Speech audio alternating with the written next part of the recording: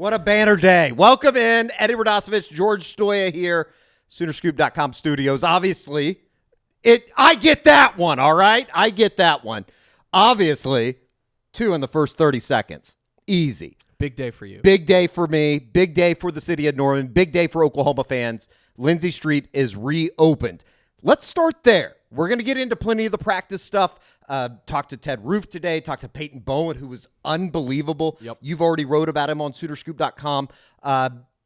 Lindsey Street, it's back. Yeah, I mean, we've heard the rumblings now for a little bit, right?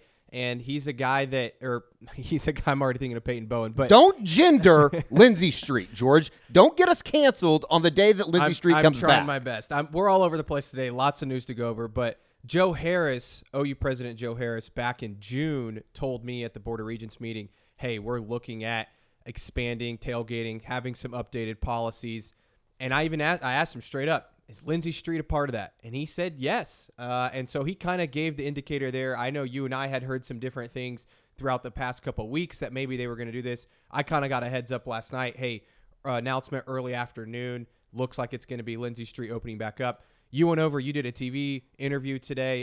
It's been all over Twitter. So super excited. And I think it's just about the move to the SEC. And it sounds like they're going to try maybe even more next year, maybe open up some other spots. So we'll see, but obviously really exciting news. I know that fans are super fired up, and I think it was 2017 the last time that Lindsey Street was open. So it's been 6 years, and 6 years too long, I would say. Did you get a taste when you were in school? Not really, because it closed as soon as you got here, right? Well, once you got to legal age. Exactly, yeah. I wasn't underage drinking at all, Mom, and so no, I never really got a taste of it. And I was also working for the student newspaper, so sure. Game days, as you know, are different. Just different when you're working, but it's going to be fun to go over there and experience it. No, it's awesome. And, it started out a little bit as a bit. I think we've gone over this before, but there is a serious need for an improved game day atmosphere in Norman. And I think that no way better to do this than getting the fans closer to the stadium. And it's kind of like I talked about this afternoon. It's one of those things that Lindsey Street becomes so populated during a game day. I think that that's something that you want to be able to push forward. That's something that, I'm not sitting here and saying that it's something that, opposing teams are going to be intimidated by any means. But I do think that it brings everybody together. It brings everybody closer to the stadium. And then, the south side of the stadium is something that I would think Oklahoma would want to be able to kind of showcase. Right. Well, and think about that's where the bus pulls up. Sure. The players get off, Sure. right? Think about the recruits. Maybe they're up in Brent's office or up there in those nice offices up there, and they look over and they see Lindsey Street full of people. And I haven't been over there in several years, but I can only imagine it. And I get it. It's not maybe a massive piece of land. I know there's some people saying, well, it's there's still more room and other places that are bigger, but it is a prime location when you talk about where it is in terms of the stadium, the bus pulling up, the Walk of Champions, all those things are just right there. And so to have that now open for the fraternities or whoever to go over there and kind of create this rowdy atmosphere, I think is just super exciting. And it's one of those things. Is it the Grove in Oxford? No. But it is kind of Oklahoma's own little tailgate area, I guess, that people can get excited about. It's their own little hamlet. How about that? Yeah. No, I will say, though, that is one thing that every recruit that comes through, that's where they enter. They enter through the south side of the end zone or through the south side of the stadium. And I do think that, like, a kid's probably not going to make that decision based on the tailgating scene, because I think everywhere in college football, and especially the guys that Oklahoma's recruiting, they're going to have seen tailgating. Yeah. But I do think that it brings everybody together, and I'm happy. I'm happy that it's back. It's going to be awesome, and good luck to everybody that, is going to participate in. Hey, you're the hero, man. Shenanigans. You're the guy. You held the banner for a long time, had the flags, the T-shirts. I'm sober now, so we don't drink on game days until after the game when we all reconvene and do the Eskridge Lexus postgame podcast. And hopefully you don't have to see me in some state that you've seen me before after a big loss, which is disappointing. We'll end it there. Good news, though. All right, we talked to a bunch of players today. Second day in a row that we were able to go out to practice. We didn't go to the viewing portion of practice, but we did go talk to Ted Roof, defensive coordinator for Oklahoma. We'll get to Peyton Bowen here in a second. Not a whole lot. I think that it's kind of your meat and potatoes of coach talk, if you will. Yeah. But it does sound like he hit all the main points that we've talked about on this show before, as far as they have better depth. It seems like physicality and just improvement in that second year with Brent Venables. Yeah, I mean, anytime Ted Roof speaks, it's sort of like you're just listening to Brent Venables again sometimes. So he's gonna shoot you straight, and he's a guy that it sounds like feels really confident in this defense. Talked a little bit about the defensive line, how much that's going to help free up some of those linebackers that he's coaching. He talked a little bit about the secondary, the depth that they've had there that they didn't have last year. It just sounds like altogether Ted Roof is very pleased with where the defense is, and it sounds like some newcomers too and some young guys have really impressed him as well. One of those newcomers is Peyton Bowen. And, George, you talked about him today, or you wrote about him on SoonerScoop.com. I couldn't have been more impressed with our conversation that we had with Peyton Bowen today. He might be the best interview on the team. He's a guy that when you talk about an 18-year-old getting in front of the media and talking the way that he did today, and I get it. Football games are not won at press conferences or in interviews or media scrums. It's the way he handles it, though. Like, very mature for what he is about to kind of undertake. I mean, yeah. He's going to talk about it in a second, but he's undertaken almost 5 roles. Yeah. And the expectations, I think that's one of those things. He's a guy that the expectations could not be higher, right? Number 1, number 2 rated safety. I can't remember in his class, 5-star guy. I mean, obviously somebody that Oklahoma really wanted and other schools really wanted. I mean, his recruitment was a wild ride. And so for him to come out and just handle things that way and then talk about football in the way that he did, I mean, you can just tell his football IQ is off the charts. I mean, he's talking about cover 2 and breaking down the defense and learning how to cover. And I think you asked him about his ball skills. I mean, he had an interception day on Jackson Arnold, which we may or may not have seen as practice was wrapping up. But he mentioned he had another one in a different practice. His ball, we saw it in the spring game. I mean, his ball skills are unbelievably great, and that's because he's a great athlete, but also because it's very clear he understands what his role is and where he needs to be on those type of plays. So it's just listening to him, and we'll play an audio clip here in a second, but listening to him was incredible today. And certainly getting ahead of the game was part of it. Coming in as a spring enrollee, Peyton Bowen did talk about that today with the media.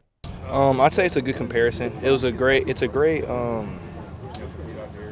a great comparison. Like, coming out here in the spring was a very good choice. Like, coming out here, getting the work in. Now fall camp's almost like the same thing, and it's pretty easy. Like, not easy, but it's good that I got that work early and got out the way. What is the toughest part of understanding safety at Oklahoma? I'd say just all the movement. I'd say that's the hardest part. I feel like I know the plays really well. It's just how, like, your alignment and disguising. I think that's the main thing that just really gets to me. And obviously I'm getting better at it now from the spring, but it's coming along, and I'd say that's probably the hardest part. I just want to get thrown in the fire, see what I have to learn and get better at, because that's the only way you can learn is losing. So, I mean, you're going to lose some reps as a true freshman against these older guys who've, like, gotten all this work. Like, we can be playing the college football playoffs and you go against Marvin Harrison.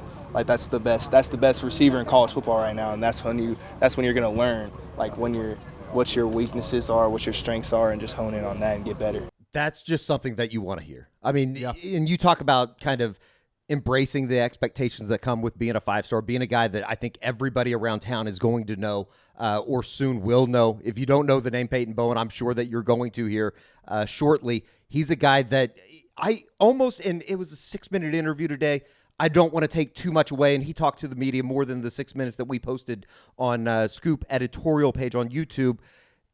It just feels like they're throwing a bunch at him right now to kind of see what he takes in, how much he can handle, and it's going to be fun to see where he is used. I'm past the point of, is this guy going to play? He's going to be on the field. How are they going to use him, though? Yeah, it's going to be very interesting because, like you said, he's playing 5 different positions. I would assume that means both safety spots. I know he's been mentioned at Cheetah, sort of that nickel position. Is he, running some corner, linebacker? I don't really know what the other ones are. He also talked about playing, punt returner. He was kick return. phenomenal in high school in the return game for Denton Guyer. Senior year, he had 4 punt returns for touchdowns, 1 kickoff return for a touchdown, and 2 of his 5 interceptions returned for touchdowns. So he's a guy that you want to get the ball in his hands, right? So it's going to be interesting because he's so dynamic back there. And you think of, Billy Bowman coming back. What could a pairing with those 2 guys back there look like? Obviously, he's also a ball hawk. So it's an exciting position to think about. And I think he's just, Eddie, you mentioned it. He's too good not to have on the field. And I think some people, I was thinking about this earlier today, Eddie, that, I thought back to Buki when we talked to Buki and how great he was in the interview. And I think everybody just jumped, well, he's great in the interview, so he's going to be a great player. It's different, though, talking to Peyton in the sense that he's talking about breaking down the defense and coverages and those things. And not that Buki wasn't a smart player, but Peyton has the personality, but also the football IQ. It reminds me of talking, and I mentioned him past episodes, but Pat Surtain with the Broncos, a very highly intelligent football player in Denver. That's what it reminded me of talking to Peyton Bowen today. The kid just gets it, and I think it's going to be really hard for Brent Venables and that staff to keep him off the field. Versatility. That's one of the things that I think everybody's going to talk about when you're talking about a Peyton Bowen. Here he is talking about the 5 positions that he's been thrown into here early in his career. I've moved around a lot. I've played about 5 different positions this fall camp, and it's been a challenge, but I'm doing great at it. I feel like every day I'm getting better at it. Obviously, it's not perfect because I'm still learning 5 different positions, and I get put in at different places. So every time we learn a new install, I'm learning it at this position, but they put me at a different position that day. So it's kind of difficult, but I'm taking it as a challenge. I'm gonna keep pushing through it and just do my thing and just learn it so that it comes easier whenever it's game time. How How tough is that? Is it confusing? Sometimes. Yeah. But you just got to think about it you just got to try and look at it from a different light. Just hone in on one position at a time, and then just kind of add the pieces together. In cover 2, for example. You just got to think about it. All right, he's this spot. So if you know who the deep guys are, if you're on the right side of the formation, to drop in the 2 spot or 4 spot depending on the strength. So it's you just try and add it together, and it comes easier. Very intelligent kid. I don't even want to say kid. He's a man. He's a freshman in college. Yeah. I will say, in closing about the safety position, there is one guy that was out there today, and we've seen him during some of the open portions of practice, that I think kind of gets lost into the mix. Everybody talks about Billy Bowman. Everybody talks about Peyton Bowen, obviously, Reggie Pearson, who we talked to today as well, and then Key Lawrence returning from I would say a season in which a lot of people wanted a little bit more. Robert Spears-Jennings continues to be a guy that it sounds like once he's cleared for contact coming off that shoulder injury is going to be a guy for Oklahoma. And he's close. I think he's really close to returning. It looked like he was out there doing some different things today. He's just a guy that he came in last year and played a little bit for them at that 3rd safety spot. So, again, they have a lot of bodies there. I think they're trying to figure out what's their best combination. I went over and watched some of that in the open practice period on Monday. And Robert Spears-Jennings, when they were doing a tackling drill, he was by far, I think, the best in terms of footwork, wrapping up, those sorts of things, technique. He looked the best in that drill. So he's another guy that they feel really good about that could go in there and play a lot of football for them this year. Once he gets cleared. One of the positions that hasn't been cleared fully for a lot of the guys is the tight end position. And that's been a position of, I think, question mark. Yeah. With everything that's going in, Austin Stogner's coming back. We did talk to him today. Brent Venables hit on it on on Monday as well. It seems like there's a big old question mark right there at that position just because you don't know what they have right now. Well, just think of that room. There's not many guys that have played college football, period. Right. Austin Stogner, he's played a lot of football for Oklahoma, South Carolina. He played there quite a bit last year. Blake Smith for Texas A&M. He's a guy that played a little bit for them last year. But other than that, you're talking about Llewellyn, who didn't play a ton for OU last year, was kind of that 3rd, 4th guy. would come in certain situations, played some special teams. Hampton Fay, he's a guy that was playing quarterback at Michigan State. I believe it was Mel Tucker's first quarterback that he signed at Michigan State. He transfers in. He's now playing tight end for Oklahoma. And then after that, it's, Cade McIntyre. Is he a guy, true freshman? I feel like they think he can be a dynamic player, but he's never played at this level. So what's the speed? What's the adjustment like for him? So you're talking about a group that just doesn't have a ton of experience. And I just think we kind of know what Austin Stogner is at this point. So which isn't necessarily like just a terrible thing, right? No. Like, he's going to be a contributor. He's going to be a guy that is going to play a lot, but volume-wise, I don't think that we're going to look up and he's going to be a guy that is up for the Mackey Award. Yeah, again, look at what Braden Willis did last year. I think he was an underrated player at times for Oklahoma. And I don't think Austin's going to be that guy. Can he be a short yard guy where, you dump it off to him a few yards down the field and you just need to get a 3rd and 4? Yes. Red zone target? Yes. I think he can be that guy. Is he going to break off a 70-yard run? Probably not. And so I think that his role is just going to be a little bit different than Braden's. And so that's what they're looking for. Who can be that Grant Calcaterra, Mark Andrews? And those are lofty expectations, right? Those guys were really good football players for Oklahoma, but in this offense, that's what you're looking for. So, and again, what if Austin goes down? I mean, his injury history is one that's suspect. So I think that they're trying to get some of those guys some more reps in practice and scrimmages, and it sounds like a few guys have already stood out to Brent. It seems like Jason Llewellyn's coming along, which is a positive in a regard. Caden Helms still working his way back from injury. He's been around at practice, but he carries around crutches every once in a while. So I just don't know how soon you can truly count on a guy like him. Yeah. But Hampton Fay's interesting. And we talked to Austin Stogner for the first time this preseason on Tuesday, as well as Brent Venables going back on Monday about the tight end position. Here they are talking about Hampton Fay as well. Like the springs, most of these guys weren't going the whole time in the spring. It was just kind of just me and Blake for the most part. And, everyone else has, come along. Our blocking has gotten a lot better, and we're playing a lot faster. So we've done well. Yeah, I mean, it's come along, well with obviously Stog's done a great job, and, Blake and, Mac and Hamp. Those guys in particular are guys that have gotten most of the reps, and they've done well, really well. That's a group that's continued to evolve and improve and get better. And again, Hamp's a guy that he's big, he's super athletic, can really run, he's strong, he's tough, he's competitive, he's physical, and it comes from some confidence, having just been an offensive player quarterback. He actually had, he's not like the right guard that he's got to learn tight end. He's a guy that has a quarterback background that understands what a tight end's supposed to do. And I think that's helped him from a transition standpoint. Moved from quarterback, he's done a really good job. He's been really, really fluent in his transition, and he's eager to learn, and he's always engaged, and he always plays really hard. Hampton Fay, a name that I believe I asked Austin Stogner this afternoon about Frey, the band, and he looked at me like I was an idiot, George. I can't say I know a whole lot about the guy, but you saw him in the clip, number 45 in your program.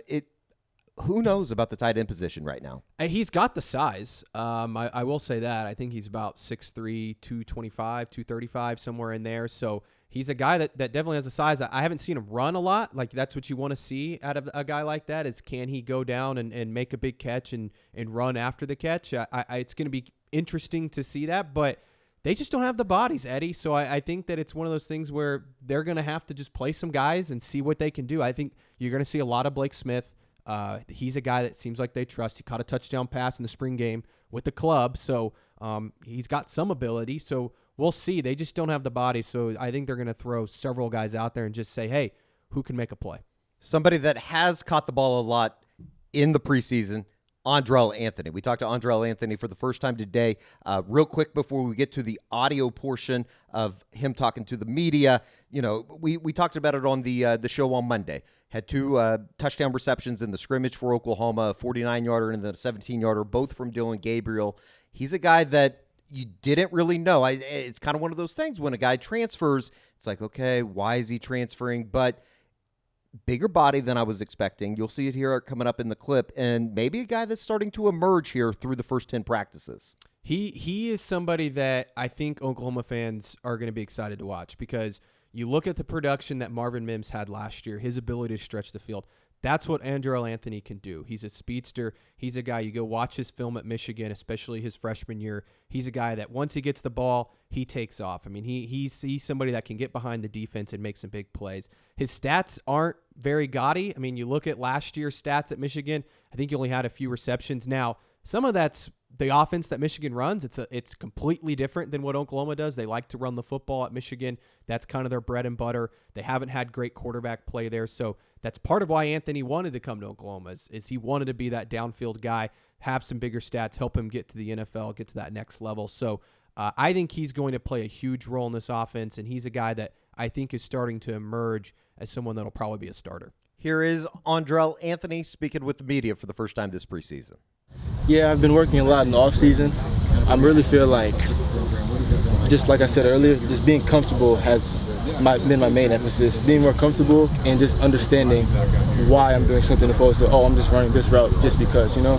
And like I was saying as well, Coach Jones really emphasizes how just knowing in certain looks, maybe it might not be your ball, get your brother open. So maybe it's unfair, but for the wide receiver position, there can only be so much talk I hear during the preseason before it's one of those things of go out and do it on a Saturday. Show me. Yeah.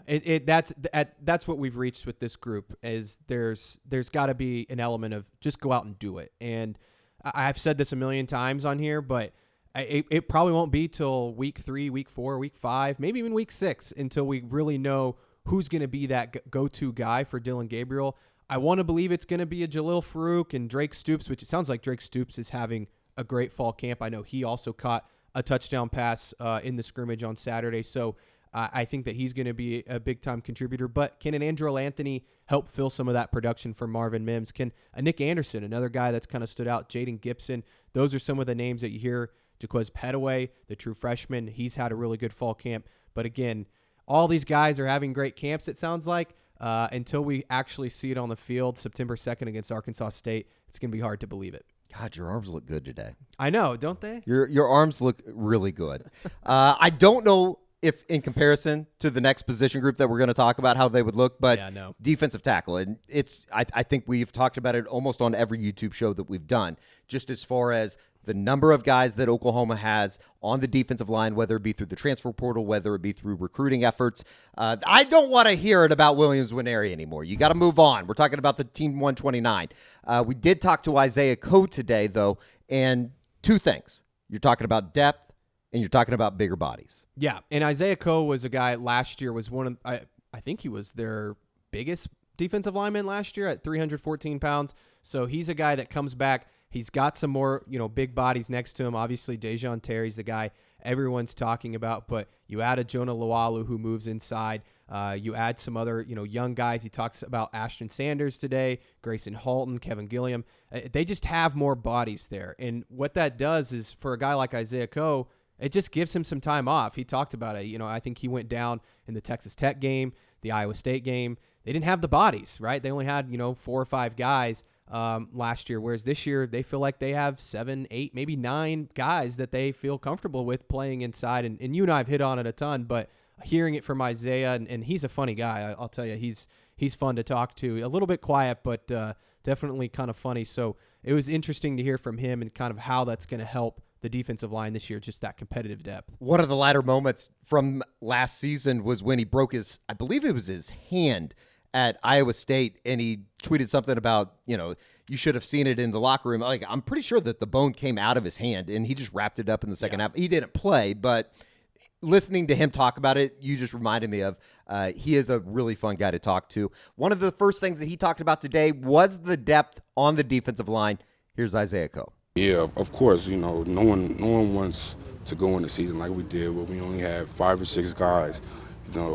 People went down, I went down Iowa State and Texas Tech, so we only have 4 DTs. You can't play a game with 4 DTs, excuse me. So depth is always good, no matter what anybody says. You know, just having these, and most of these guys are experienced, honestly, so they know football. It's not like this their first time ever playing. So, you know, we got some freshmen, you know, bringing them up, but most of the guys we brought in, you know, experienced. They played football and they played at the higher level too. So just bringing them up to where we at knowledge-wise in this defense, but you know, they can always help us. Depth is always good for the program. Kind of feels like he's a leader on this group, and you're talking about getting bigger size. 5 guys currently over 300 pounds. Obviously, Isaiah is one of them. I have them written down. I wanted to share that with you all. Kelvin Gilliam at 299. We're bumping that up to 300. Sue me. Jordan Kelly, Phil Paea, Isaiah Coe, and then obviously DeJoun Terry at 321. And Jonah Loalu's 295-ish. Right. So he's right in the there. mix. Yep. Right in the mix. So it's certainly going to help. I think that, you know, you get some of those bodies in there.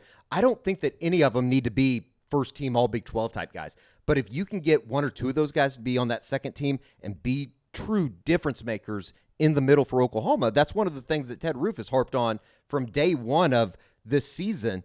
You have to be able to stop the run. Yeah, and look, do they have a superstar in that group? I don't think so, but they do have guys that I think can be an honorable mention, third team, second team, all Big 12, and they didn't have those guys last year. And when you talk about a Jordan Kelly and Isaiah Coe, guys that have been in the program 5-6 years now, you know what you're going to get from them on a down-to-down basis, and that's what they're looking for. Whereas last year, it was really inconsistent at times up front and in the middle. So for them to have guys that they feel like they know what they're going to get on a down-to-down basis and that they can rotate every couple plays, get fresh bodies in there, that's only going to help them come the fourth quarter when you are trying to get those, you know, third, fourth, and short stops, those red zone goal line stops.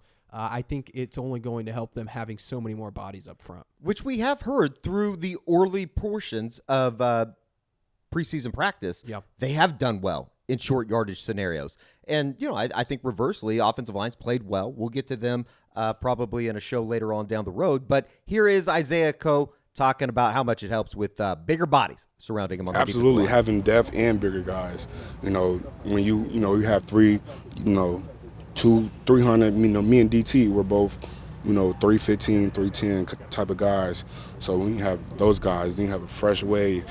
Jordan Kelly, he's 300. Kelvin Gilliam, he's 300. Addison Sanders, he's 300. Just having wave after wave after wave of big guys, that takes a toll on the offensive line. No one wants to kid every play by, man, this 300 pounds coming full force at you. So, I feel bad for him, but, at the same time, I don't. That was Isaiah Coe. Kelvin Gilliam continues to be a guy that it sounds like he's having a pretty good preseason camp. Yeah.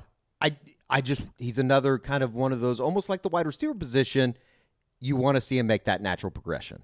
Yeah, him, Grayson Halton's another one that we've heard a lot of buzz about in the summer. If there's put like a lot of weight on. Yeah, if there's like a number 2 guy that you continually hear outside of maybe an Andrell Anthony, it seems like Grayson Halton's been unbelievable. Yeah, I think he put on 25 pounds this offseason. I mean, he's almost up to 300 pounds, so he's a guy. He's also another funny guy is what I've heard. I haven't talked to him a ton, but good personality. But, yeah, I mean, you're talking about some young guys that were in a couple of those first recruiting classes under Brent Venables. It sounds like they're starting to develop under Todd Bates, and it's just a group that continues to get bigger. Again, they didn't get Williams Winery, and it sounds like they might get some other guys in this class that could help them in the future. But right now, the defensive line room, I still think is in a better place than it was definitely a few years ago. Well, here's the reality. You need those guys to be really good. Yeah.